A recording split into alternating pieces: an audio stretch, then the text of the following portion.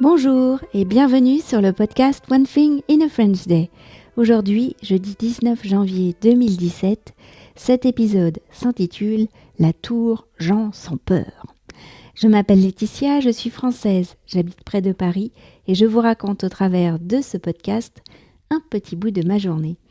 Le texte de ce podcast est disponible en vous abonnant à la newsletter sur www.onethinginafrenchday.com.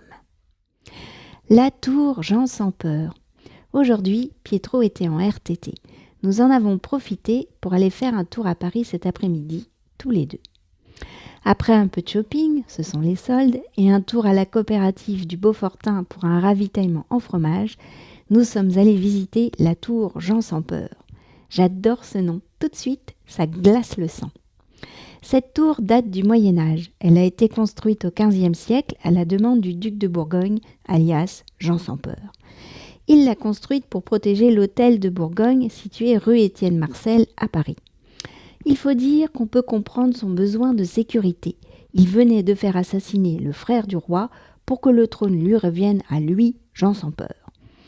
Et c'était parti pour la guerre civile, les Armagnacs contre les Bourguignons, les Anglais, la bataille d'Azincourt, etc., jusqu'à l'arrivée providentielle de Jeanne d'Arc.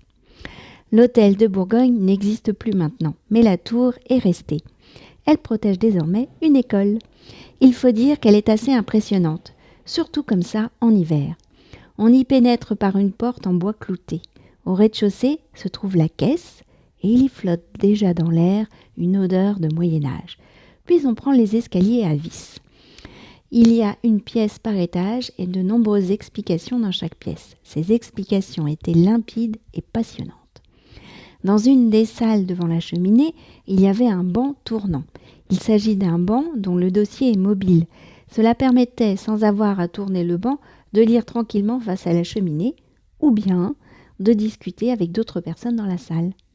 Mais le plus magnifique était la voûte sculptée de l'escalier. Le pilier central de l'escalier se transforme alors en décor floral qui donne l'impression d'être sous un arbre. J'ai essayé, lors de la visite, de repérer des signes des maîtres tailleurs de pierre, mais je n'en ai vu aucun. Il aurait fallu faire une visite guidée. Pietro et moi avons quitté le Moyen-Âge pour les temps modernes. Il était temps d'aller chercher les filles à l'école. Comment a fini Jean sans peur, vous demandez-vous ? Assassiné, bien sûr. Il ne fut donc jamais roi de France. One Thing in a French Day, c'est fini pour aujourd'hui. Vous pourrez retrouver le début du texte de ce podcast ou vous abonner à la newsletter sur www.onethinginafrenchday.com. Si vous avez envie de m'envoyer un message, ce qui me fait toujours très plaisir, voici mon adresse email frenchday@gmail.com. Et bien sûr, maintenant, il y a Facebook, @onethinginafrenchday podcast. Voilà, nous sommes jeudi, je vais vous souhaiter de passer un très bon week-end et je vous dis à mardi prochain. Au revoir.